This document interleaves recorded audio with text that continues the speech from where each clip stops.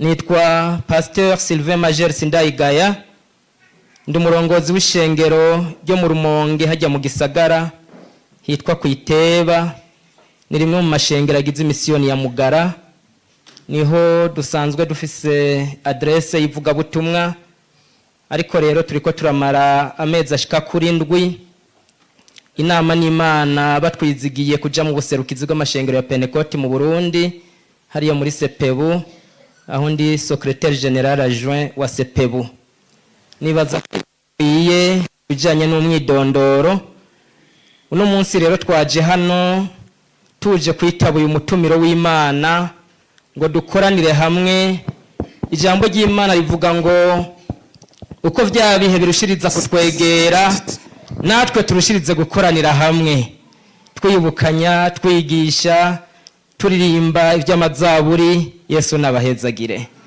None rero twagize neza kuyoboka twese, nabonye benshi mwagize neza kuyoboka. Turabona n'abandi bari hanze nibaza kwijwi ribashikira, ababitunganije nizera ko babitunganije mu buryo butuma ijwi ribashikira hariya iyo basanzwe bari.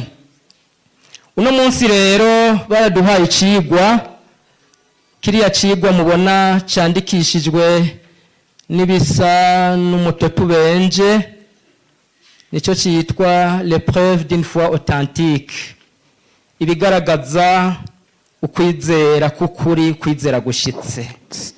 Turaza turavanga indimi ko baratubwiye yuko benshi mu baje hano arabashobora guhambya indimi zose tuza gukoresha. Twibaza yuko biza kutworohera natwe kwigisha, kuko usanga hari amajambo twagiye turakura ahantu bigoye ingene tuyahindura mu Kirundi, ko musanzwe muzi ko ururimi rwacu rw'ikirundi rusanzwe rukenye. Hari amajambo rero ugasanga arakenye mu Kirundi ntiwayaronka. Biraza kudufasha rero ko tuza kwigisha mu ndimi zose. Hanyuma rero igikoresho tuza gukoresha cyane ni Bibiliya, niho dukura inyigisho zose tuza gukoresha uno munsi, naho tuza kurondera inyigisho z'abahinga bamwe bamwe nabo nyene bagiye barakura mu vyizegwa.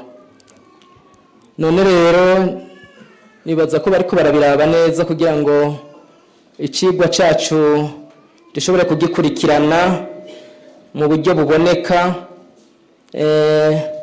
Abigisha inyigisho z'abakuzi ico bita andragogie baravuga yuko umuntu akoze ari byiza yuko wigisha umwereka, kuko basanzwe azi ubwenge akavyirabira, ari ushoboye kubisoma akabisoma.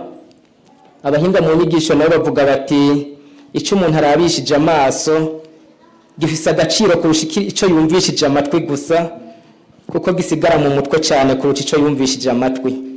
Nico gituma rero no munsi twagerageje kurondera uburyo twigisha inyigisho muri ubu buryo bwo kubishira imbere y'amaso yacu. Hanyuma rero kandi twababwiye ko igikoresho dukoresha cyane ari Bibiliya. Ndabasabe mumfashe dufashanye, sinoshobora kwigisha ndi umwishengero ringana gutya, ndakeneye baza kubimfashamwo.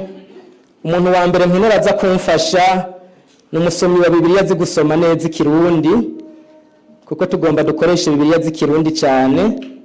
Umusomyi wa Bibiliya azi gusoma neza Ikirundi kandi azi kurondera ibice neza mu buryo bubangutse, araza guca yegera hafi nko ngaho acaho umukozi mugenzanje tuza gukorana, tuvuze igice agacenyaruka kukibona kugira ngo byihute ivyigwa mu minota twahawe.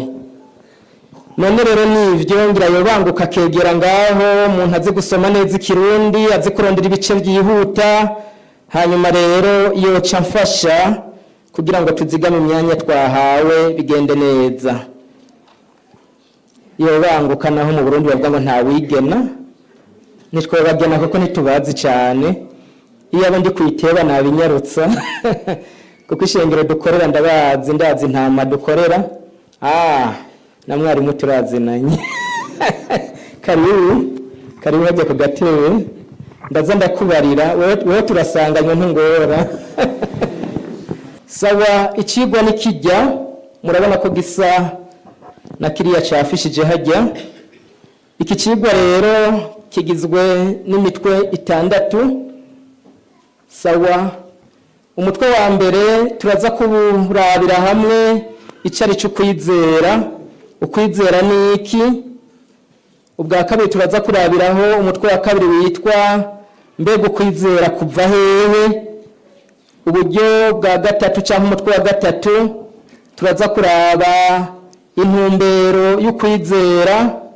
Hanyuma rero ubugira kane turaza kuraba kamere y'ukwizera. Ubugira gatanu turaza kurabira hamwe ibiva mu kwizera. Hanyuma ubugira gatandatu turaza kurabira hamwe ibiranga ukwizera. N'ibyo tuza kwiga tuba tubabajije, ariko reka tubandanye kubw'umwanya.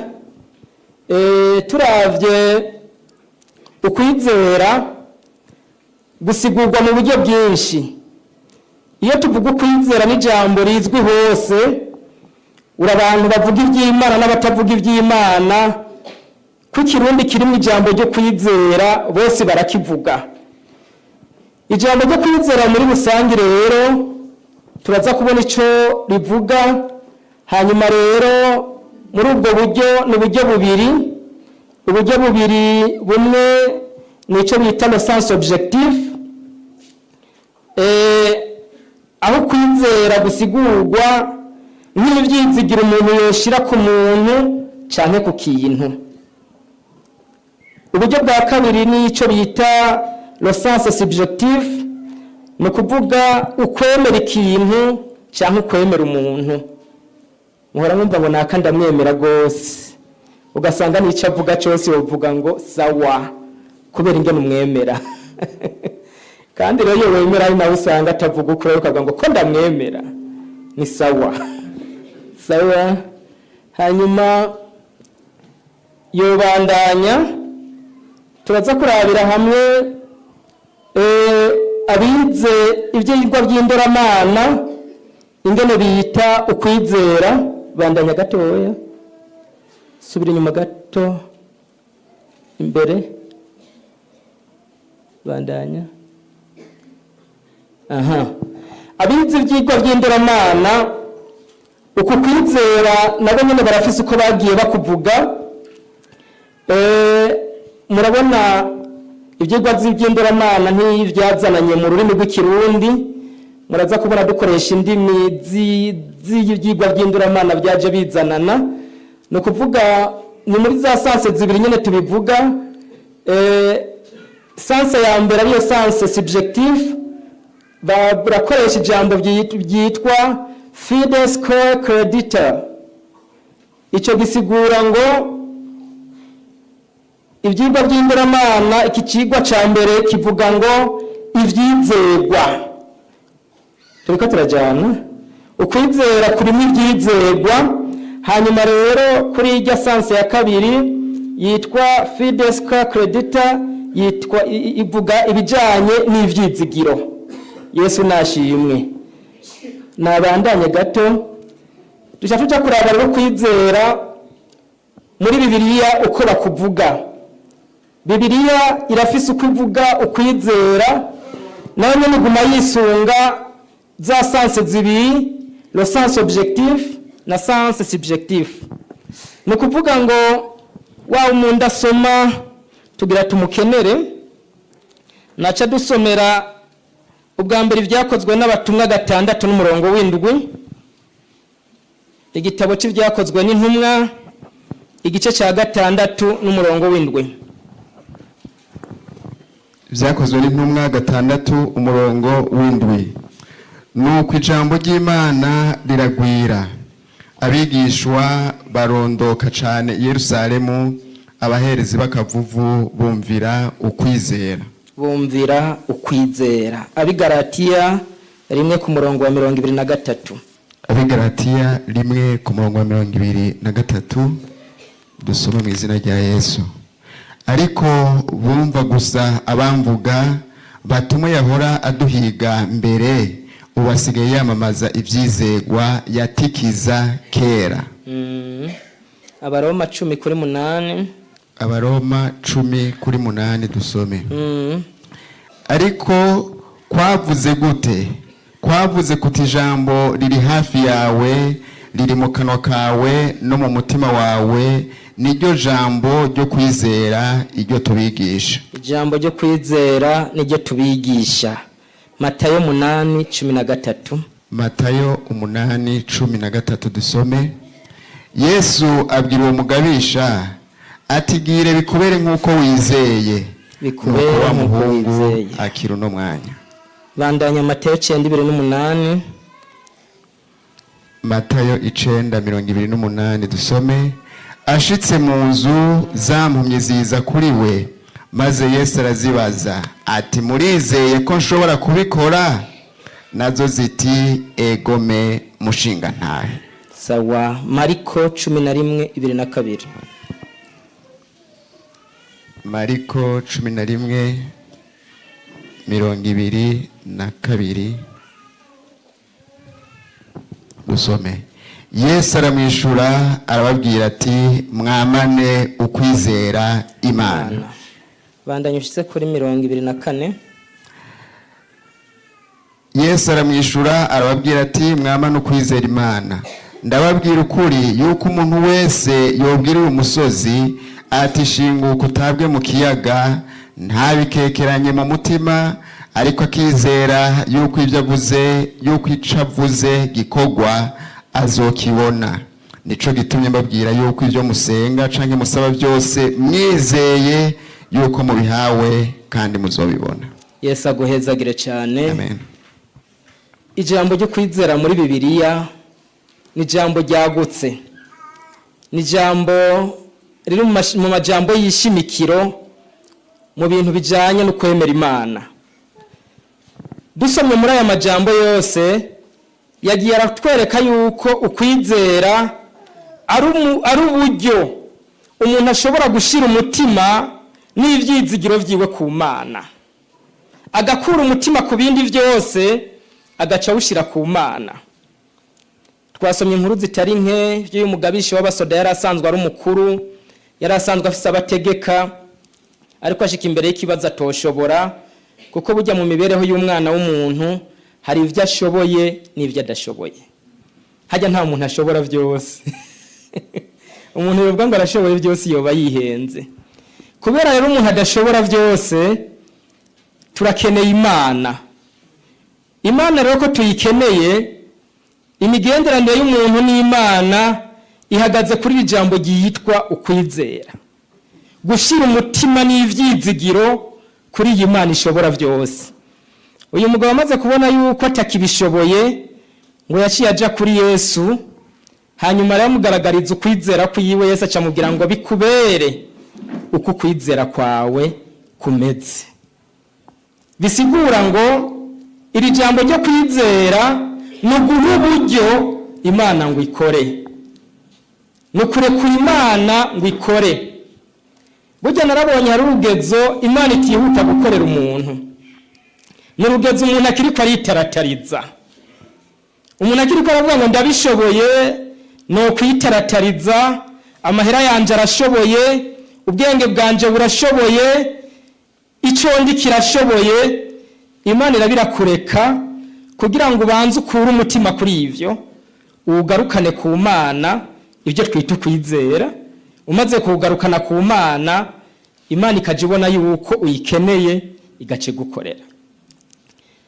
Ni ijambo ry'Imana rero ukwizera uku niko gufatwa, kandi tubaye turabivuga vy'imira gutyo. Imana ntihatira umuntu mu byo kwizera, nimera nk'imufata ku nguvu. Iki kintu cyo kwizera Imana irakureka kugira ngo nawe ucakire kibici wawe. Turaza kubisubiramwo, cyari cyo mbaye ndacishamwo. Dusome Abaheburayo 11 ku murongo wa mbere. Abaheburayo 11 umurongo wa mbere. Ukwizera no kumenya rwose ivyizigirwa, udakekeranya ngo ntibizoba kandi bitabonwa, niko kubitumenyesha. Yesu aguhezagire. Turi mu Bibiliya turondera ukwizera ico Bibiliya kuvugako. Uyu yandikiye Abaheburayo nawe yaragerageje gutanga insiguro y'ukwizera. Murabona mu nsiguro yiwe harimo ibintu bishika kuri bitatu turiko turajana. Hari icambere kivuga ngo ukumenya gose udakekeranya. Burya rero kwizera no gukekeranya ni ibintu bibiri bidasa. Iyo umuntu amaze guhitamwo kwizera akuraho gukekeranya. Turiko turajana. Ukwizera ukuvanzamwo no gukekeranya uba wononye ukwizera. Ni nkuko wafata ibintu bitabana ukabivanga. Turiko turajana. Ibintu vyica ibindi ugafata ukabivanga, kimwe gica cica ikindi. Harabara bavuga bati ufashe indimu n'amata ukabisukiranya amata ca yononekara. Nico gituma umunywi w'amata aca abanza akareka indimu gatoya, kuko abivanze kimwe gica conona ikindi. Ukwizera rero kuvanza no gukekeranya uba wononye ukwizera. Abakozi b'Imana mu gusengera abantu bababwira babahanura bati jewe ubwanje ndasenga, Imana nayo mu ijuru irakora, ariko nawe bigusaba kuca uvyizera ntubikekeranye. Nimba uzanye indwara yawe, jewe nk'umukozi w'Imana igikorwa canje no gusenga. Imana yanje nsenga kandi yantumye, yambwiye ngo genda usengera abagwaye nzobakiza. Ikikora ico gikorwa cyo gukiza. Mugabo mu kwigikora irabanza ikaraba ugikorerwa nawe ko yagikekeranije canke ko adakekeranije. Ni kuvuga ngo iyo uvangamwo ugukekeranya na ya masengesho na gusengera ahava adakora, ugaca usanga vyose vyononekaye. Uyu rero yavuze ngo ukwizera ni ukumenya gose udakekeranya. Hanyuma araca aravuga ikindi kintu citwa ngo ivyizerwa. Ijambo rya kabiri rimwe ngaha ryitwa ivyizerwa. Ukwizera gutegezwa kubamo ivyizerwa. Ukwizera kutagira ivyizerwa umuntu yobahushije. Ivyizerwa rero ahakuru tubisanga ngaha muri Bibiliya. Ivyizerwa vyacu biri ngaha muri Bibiliya. Ibi vyizerwa rero ngo uyu umuntu avyizeye bimushikana kubigira ubuzima no kuzobibamwo akabishikira. Ivyo umuntu atabona uno munsi ugasanga arabishikiriye. Yesu nashimwe. Jewe nahamagawe mu buryo bugoye ngira ndababwira ivyizerwa. Nakurikiye ijwi rimpamagara ntabona uwumpamagara. Urumva vyari bitabonwa. Jewe nahamagawe ndiko ndaduga neza mu kazi, nduga mu buzima. Nari maze gushaka umushahara munini ya cyane wahembwa abantu bakico gihe. Yarama miliyoni. Niyo nahembwa. Hanyuma rero numva ijwi rimpamagara ngo yamara ndagomba kugutuma. Ngo kandi rero ngo nzogutuma ndakwiharije nawe tuzogusangira.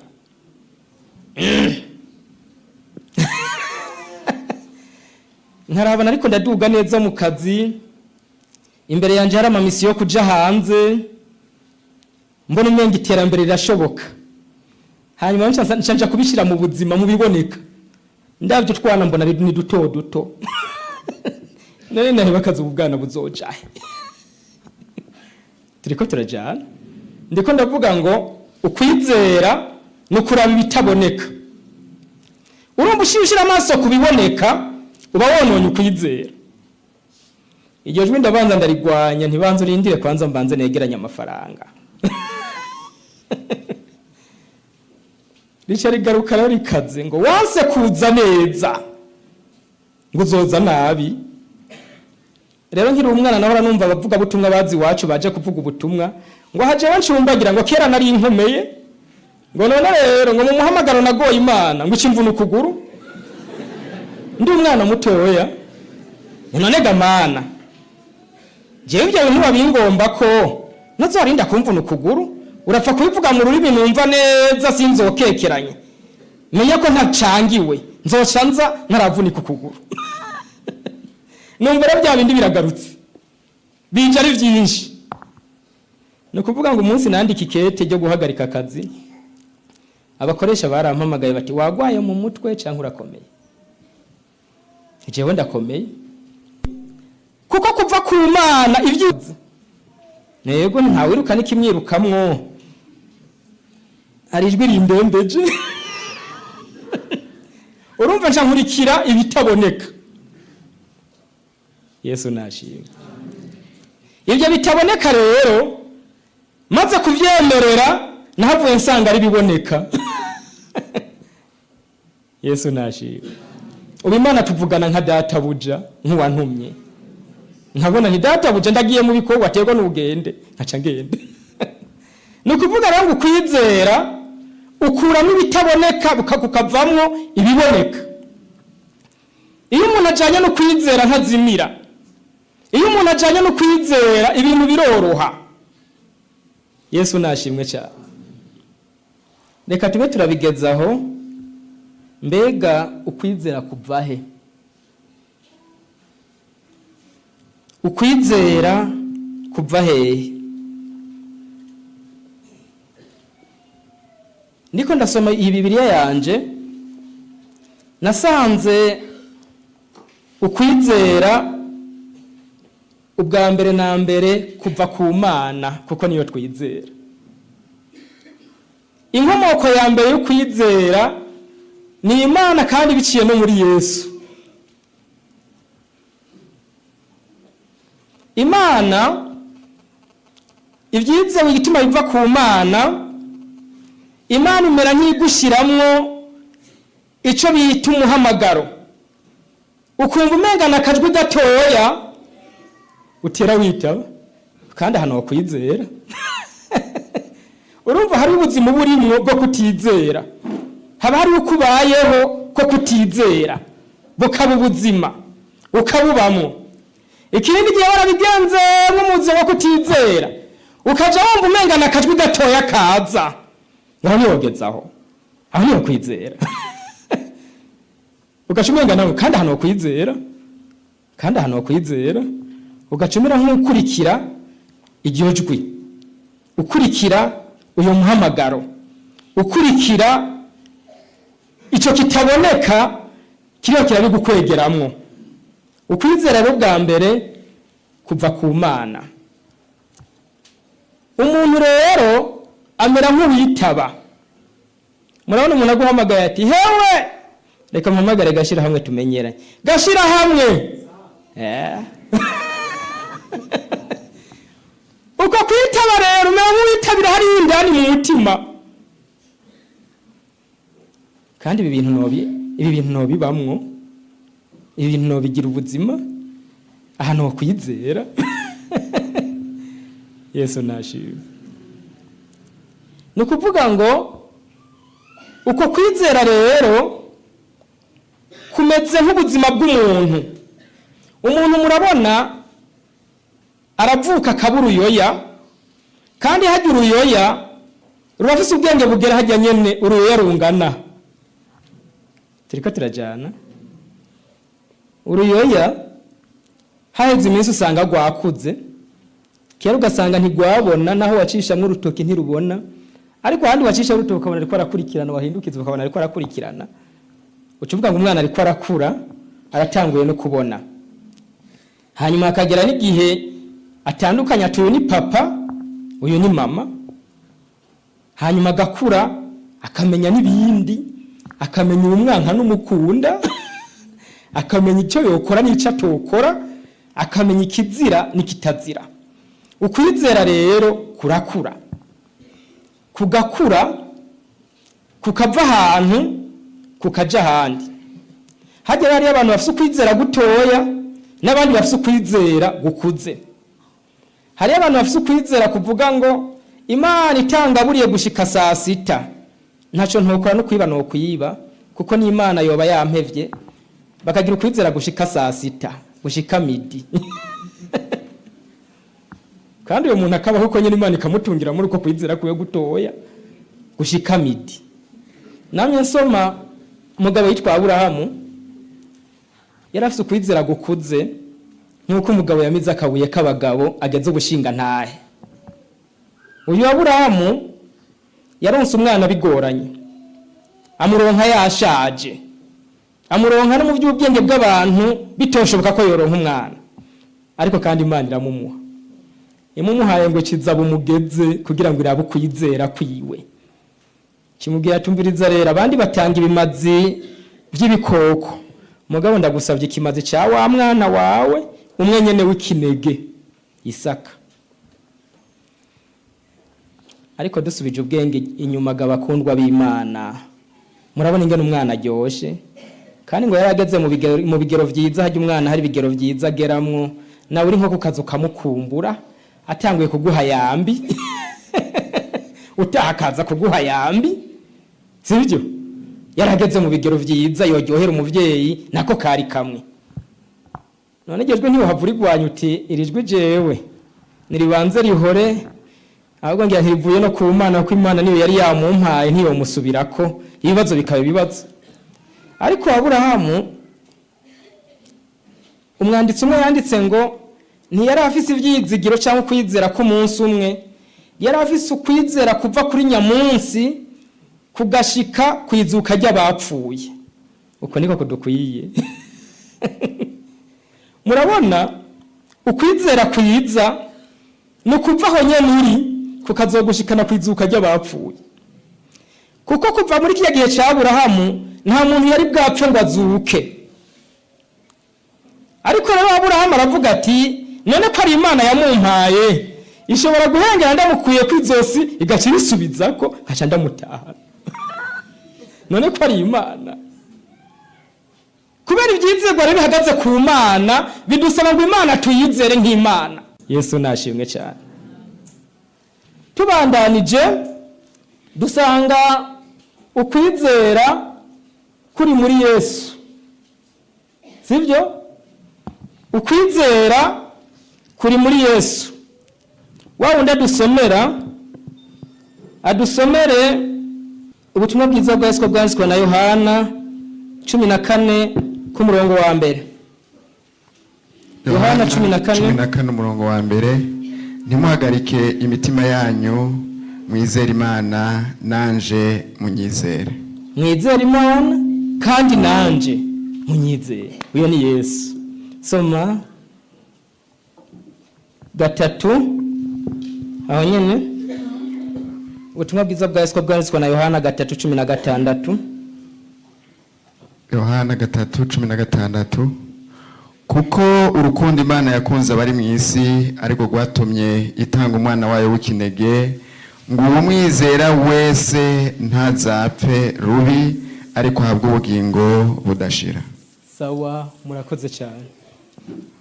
Murabona uku kwizera, iyo kubaye kwizera nyako guhuza umuntu n'Imana na Yesu. Kuko Yesu niwe yabyivugiye ngo mwizere Imana data nanje munyizere. Hariya naho Yohana yanditse ngo urukundo Imana yakunze abantu rwaciye ruca muri Yesu. Kuko Imana yaciye iha abantu Yesu. Turiko turajana kugira ngo rero uzokwizera Yesu ntazapfe rubi ariko azahabwa ubugingo budashira. Kwizera Yesu rero nibyo bituma umuntu atazopfa rubi. Ibyizigiro byacu tubishize muri Yesu tukamwizera, tuba turonse uburenganzira bwo kwinjira muri aba bantu batazopfa rubi. Yesu nashimwe cyane. Imana iragaheza yego yaduhaye Yesu kugira ngo tumwizere. Ibyizigiro byacu rero ubwa mbere biri mu Mana, twizere Imana ubwa mbere kandi twizere na Yesu. Ukwizera kandi kuri mu ngabire za mpwemu yera. Mpwemu yera niwe agenda arakuza ukwizera mu muntu, agakuza ukwizera mu muntu gushikaho umuntu tubandanye gushikaho umuntu ashikira ukwizera gushitse. Bandanye twariko turavuga rero ni gute ukwizera koboneka muri Yesu. Murabona Imana yaratwigishije ikintu gikomeye biciye muri Yesu. Imana yarazuye Yesu mu bapfuye. Yesu nashimwe. Yesu yarazutse. Turabyizera ko Imana yazuye Yesu mu bapfuye. Ivyizigiro byacu bikomeye biraho ko Imana yazuye Yesu mu bapfuye, abamwizera bose urupfu ntizoshobora kubagumya. Iyazuye Yesu mu bapfuye nizozura n'abamwizera, kuko urumva uwizera yizigira ivy'ubu bugingo hamwe n'ubuzogira gute n'ubuzoza. Yesu nashimwe. Abahora bankoresha kera bamaze iminsi bavugana ngo tumuhaye umwaka umwe akabona adapfuye. Yaramenyereye kuza kwiyora amamiliyoni, none hariya mu baporota azokura yiki. Hanyuma rero babona umwaka wa mbere mvuye mu kazi nguze imodoka. Yesu nashimwe. Urumva rero baca barema ibintu mu mutwe kandi barakabirema, kuko wofuma wumva uvugwa ko ivyiza utavugwa ko ibibi. Ngo twarabajije ngo risha dusanga ngo abaporoti bamuhemba miliyoni 5 ku kwezi.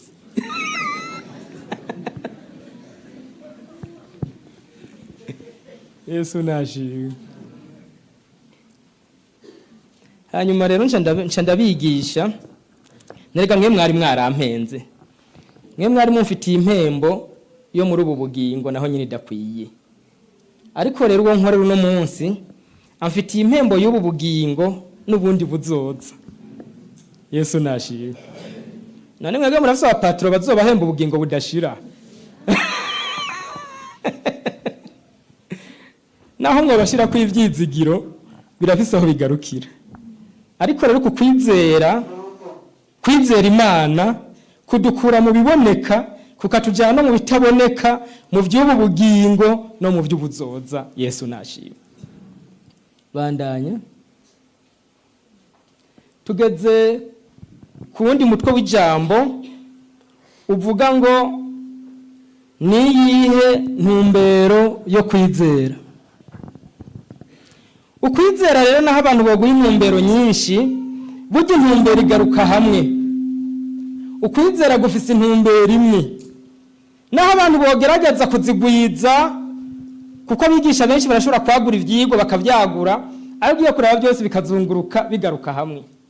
Ni ukuvuga ngo uku kwizera ugiye kuraba intumbero yako, ubwa mbere ukwizera kudushikana kukumenya Imana, kuko umuntu atizera ntiyomenya Imana. Mu kumenya Imana umuntu abicisha mu kwizera, umuntu agaca amenya Imana, agaca amenya n'igikorwa c'Imana. Aha mw'isi hari ibikorwa byinshi, ariko reka tuvuge igikorwa c'Imana.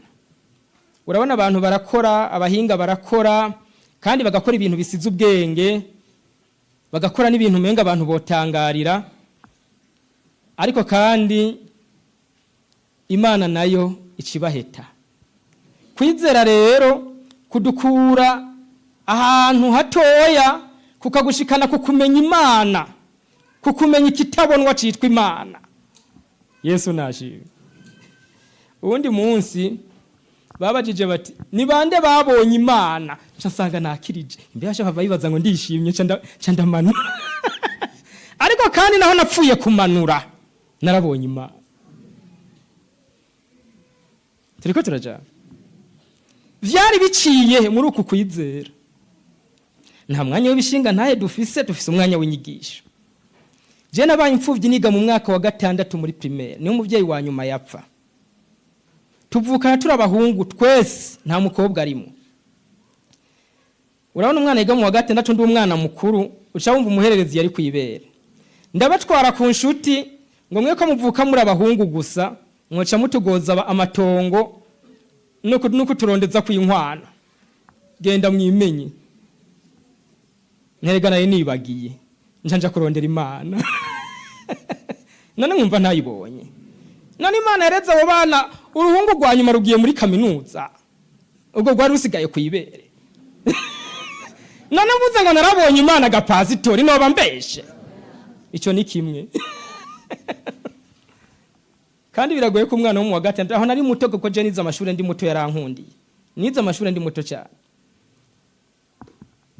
ndiko ndavuga ngo kwizera kudushikana ku kumenya Imana n'igikorwa cyayo aro kutizera no guhomba abantu batarizera barahomvye kuko utizera nshobora gushikira Imana ngushikira no kumenya igikorwa cyayo ngumenye Imana n'igikorwa cyayo ubundi muntu yamyambira ati abantu nkange murakavya murarenza urugero none nge muvuga ngo mwarabonye Imana mwahuriye hehe hari kuwa kangahe cyangwa batizera bagomba kubirondera mu mubiri ariko kandi bitabonwa turashobora kubigira ubuzima muri uku kwizera bikatubera ubuzima ukwizera rero kudushikana ku ntumbero imwe yo kumenya ibikorwa by'Imana n'amadetaye tukayabona Yesu nashimwe dusiba gusengera abantu bapfuye bakazoka Imana ikabongera ubuzima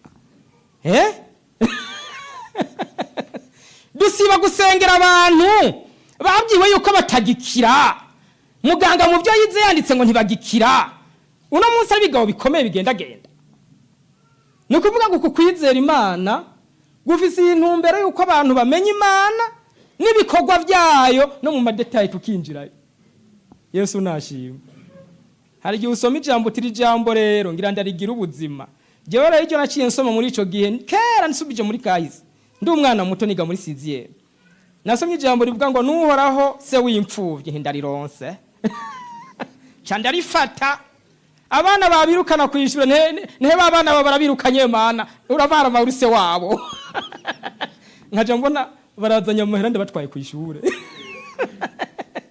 nayo impuzu zirabaheranye Mana babahungu bawe ziraheze ndagucira mu kuri bakaba barigeze bambara nabi cyangwa babeho nabi unirya jambo ukwizera guhagaze mu ijambo gushinzwe mu ijambo hari ico Imana yavuze dukwiye kwigira ubuzima tukakibamwo Yesu nashimwe cyane tubandanye dutwara umwanya ikindi cigwa kivuga ibijanye no kumenya kamere kukwizera ukwizera rero kuratandukanye n'icyo abantu benshi bita kwemera abemera ni benshi mugabo bose sabizera kamere rero y'ukwizera ukwizera kurinjira kugashika mu mutima ukwizera gukora ku kintu cyitwa umutima gushikira umutima w'umuntu sivyo ukwemera navyo no gushigikira iciyumviyo urana hari igihe umuntu avyuka mu gitondo agashiraho iciyumvira ati iki ciyumviro cogenda uku abankurikire ni bande dukurikiye iki ciyumviro cy'umuntu canke cy'abantu ariko kwizera gufise imizi mu mutima umuntu akumva umutima wiwe hari ico wakiriye ukwizera hari ibintu bikurema mu mutima sivyo hajya rero umuntu yizera biragoye ingene bimukuramwo mugabo umuntu yemera ukwemera kuroroshe gukura mu muntu ukwemera kurashobora gutakara kuko gufise imizi ahantu horoshe gufise imizi idashika kure ukwizera rero gufise ahantu hitwa mu mutima niho umuntu yizerera hanyuma rero uyo mutima umaze gucika nk'imizi ugaca urekura umutumbu ukaduga n'amababi n'ivyamwa umuntu yagaca aboneka ko ivyamwa vyo kwizera bivuye hehe mu mutima byumvikana ngo kwizera kurafise isoko hari ibintu bitagira isoko rero biroroshe kuma no kuvaho ariko rero ibintu bifise isoko biragoye kuvaho ko biguma bivomerererwa mu mutima haguma havomerererwa niho hava ukwizera bandanya tubandanya tunyarutsa tugomba dushike kuco bijanye no kwizera ciyitwa ibiva mu kwizera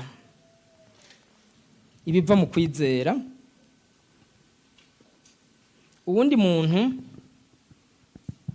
kamere yari yamurongoye nabi ko ari igihe kamere yonona umuntu yari mwiza yavutse nk'abandi igaca imwonona agacabaho mu isi ari umuntu yankwa ni ukuvuga kamere yamurongoreye mu kintu cyitwa kwiba acika umusuma ku musozi sibyo abantu basinziriye agaca ahengera basinziriye akaza akiba yakunda kwiba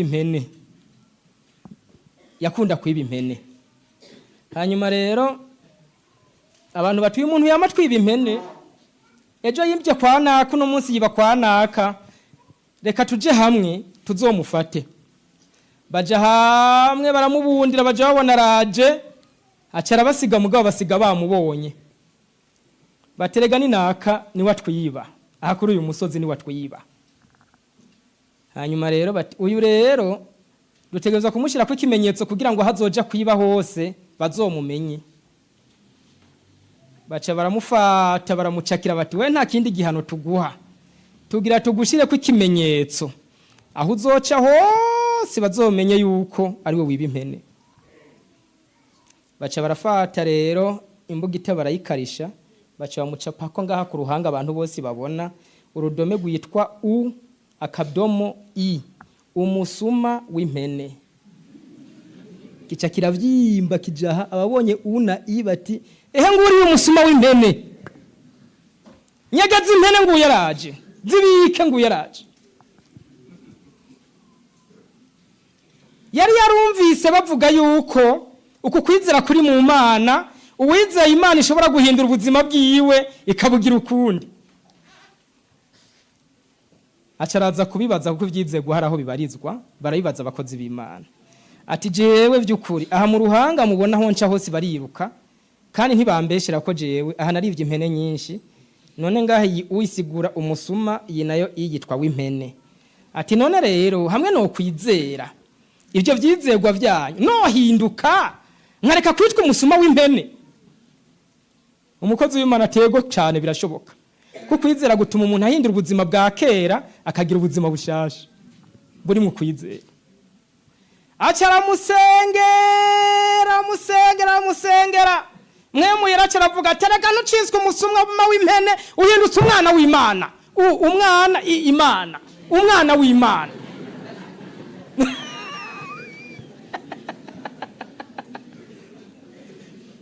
aja yumva kwera umutima uravyakiriye ko twavuze ko kwizera guviza imizi hehe umutima uravyakira ati jewe rero ubu nahora ngenda nambaye inkofero nyegeze ubu nza gukura ko kuko ndi umwana w'Imana n'abantu babibone ko ndi umwana w'Imana arenganye urugo rwa mbere abona ntibirutse kare bahora biruka acitwa umusuma w'impene ngo ko sigaye uri mwiza ati ntaba mwiza sinabaye umwana w'Imana aterega namwebwe mwahora munyishima ko ubu none Jesse ndi umwana w'Imana nanje Yesu nashimwe cyane ni kuvuga ngo ukwizera kurakura umuntu ahantu habi kukamushira heza yahora aja mu abantu bakiruka abantu bakamugumbira Yesu nashimwe ukwizera kurashobora kwambika ikoti umuntu yari yarataye umuntu ugasanga yahora agenda ataco yambariye yahora agenda abantu bose ariko yaceho ngo hinga nasigaye ari mwiza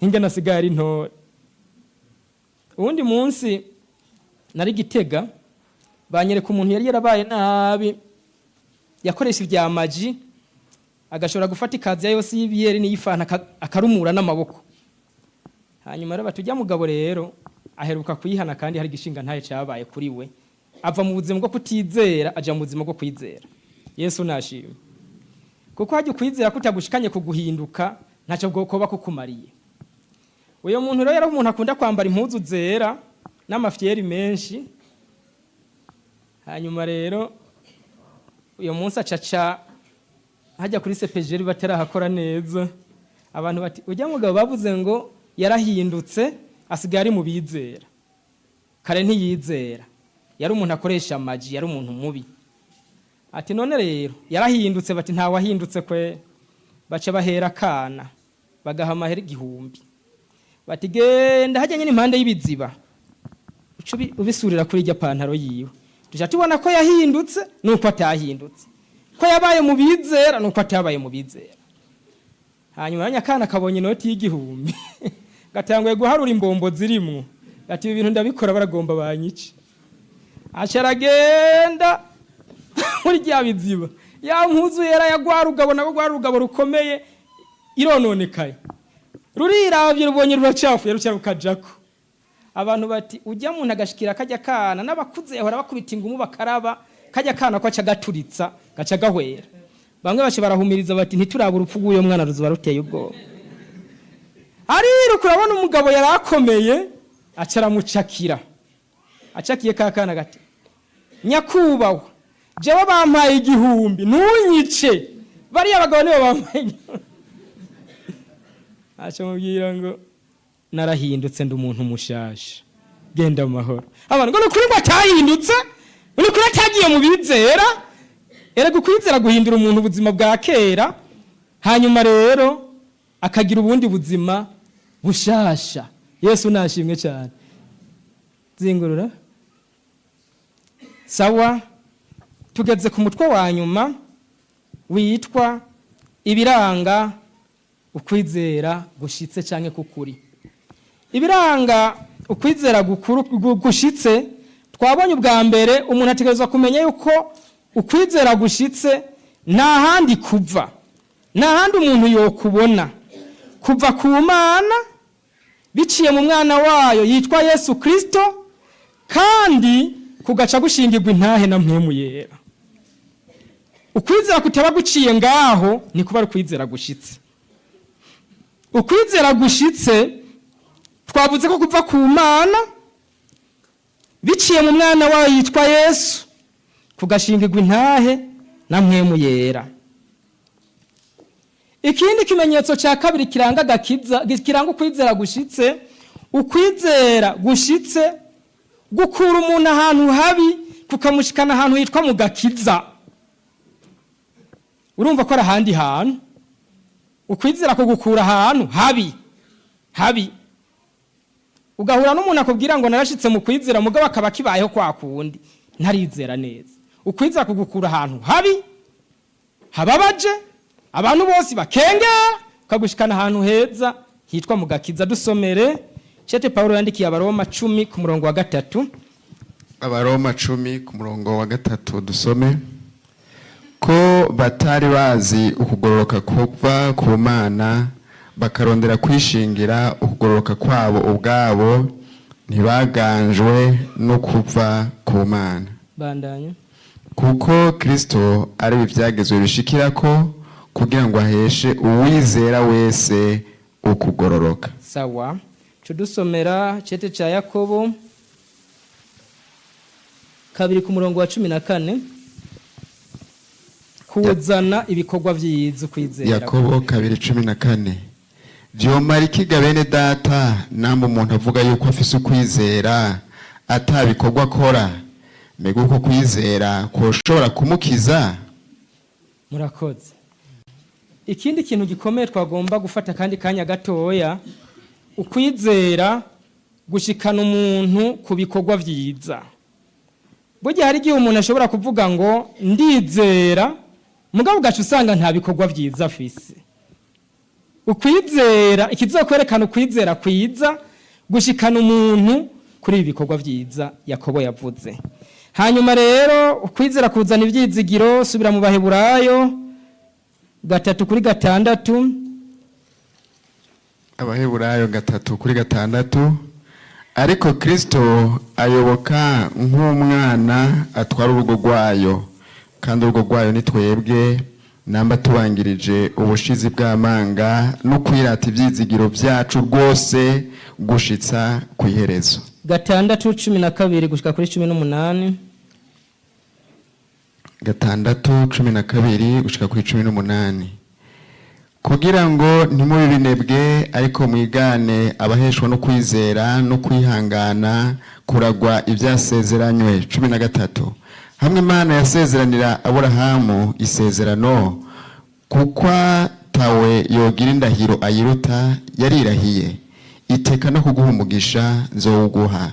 kandi no kugwiza nzokugwiza. Niko byamubereye amaze kwihangana ahabwa ibyasezeranywe, kuko abantu bagira indahiro ubaruta no mu mpari zabo zose indahiro irengeje ikaba ariyo iziheraheza.